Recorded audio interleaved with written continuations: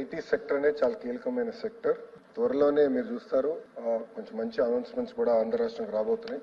గతంలో జరిగిన అలాట్మెంట్స్ మనంగానే చూస్తే ఈ కంపెనీస్ అన్ని కూడా majority of them or IT companies. మనం కూడా ఆలోచించేది ఏంటంటే పెద్ద ఎత్తున ఐటీ కంపెనీస్ ని ప్రోత్సహించాలి. వాళ్ళకి అనవసరం నిబంధనలు పెడితే వాళ్ళు ఇబ్బంది పడతారు. ఇప్పటికే అసలు ఐటీ సెక్టర్ లేదు, సెక్టర్ రాకుండా ముందరనే రెగ్యులేషన్ చేస్తే ఇబ్బంది పడతారనే ఆలోచనతో we are not here to enforce any regulation. వాళ్ళు మనం యాక్చువల్లీ ప్రోత్సహించాలి. అది నంబర్ 1. నంబర్ 2, మీరు అన్నట్టు కొన్ని కంపెనీస్ వచ్చేగల ఇంకోటి డిఫరెంట్ టైప్స్ ఆఫ్ కంపెనీస్ ఉంటాయి.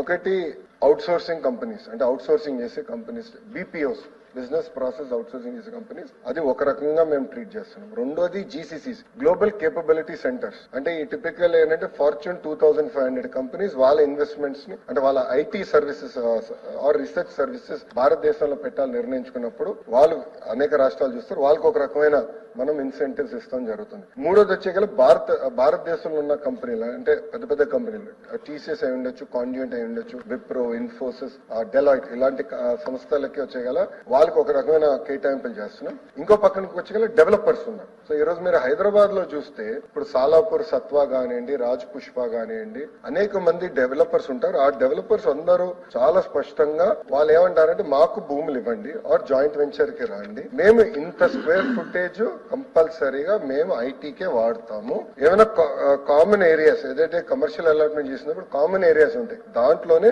కమర్షియల్ యాక్టివిటీస్ చేసేదానికి అవకాశం ఉంటుంది. సో అట్లా ఒక్కొక్క దానికి ఒక్కొక్క ఫోకస్ గా మేము తీసుకుంటున్నాం. టాప్ 100 డెవలపర్స్ ఇండియాతో మాట్లాడుతున్నాం, టాప్ 100 ఐటీ కంపెనీస్ తో మాట్లాడుతున్నాం, టాప్ 100 బీపీఓ కంపెనీస్ తో మాట్లాడుతున్నాం, ఫార్చ్యూన్ 2500 కంపెనీస్ తో వాళ్ళు జీసీసీ తీసుకొచ్చేదానికి మాట్లాడుతున్నాం. అంతేకాకుండా జీసీసీకి వచ్చేగల అధ్యక్ష డైరెక్ట్ గా కంపెనీస్ కూడా డెవలప్ చేయాలి. So there are companies, specific companies ఎవరైతే GCC capability centre X company కోసం వాళ్ళు తయారు చేసి వాళ్ళు తిరిగి ఆ కంపెనీకి అమ్ముతారు ఆ GCC. So X company GCC భారతదేశంలో పెట్టాలంటే నేరుగా మేము పెట్టేదానికి ఇబ్బంది ఉంటుంది, మాకు లోకల్ అర్థం అవదు, లోకల్ ఎట్లా రిక్రూట్మెంట్ చేయాలి అన్ని అర్థం అవదు. సో మీరు సెంటర్ తయారు చేయండి, తయారు చేసిన 2-3 సంవత్సరాల్లో మీ దగ్గర నుంచి సెంటర్ మేము టేక్ ఓవర్ చేస్తాం. It's commercial transaction. అది కూడా మేము ఎట్లా చేయాలనే దానిపైన కూడా మేము డిస్కస్ చేస్తున్నాం జీసీసీ ఇండస్ట్రీస్ తో. కాంప్రహెన్సివ్ గా తీసుకుంటాం జరుగుతుంది. కొన్ని సందర్భాల్లో మేము కొంత భాగం కమర్షియల్ యాక్టివిటీస్ కూడా అలౌ చేస్తున్నాం, అంటే అలాంటి డౌట్ లేదు. ఎందుకంటే it is an integrated activity. వాళ్ళకి ఫుడ్ కోర్ట్స్ ఉంటాయి,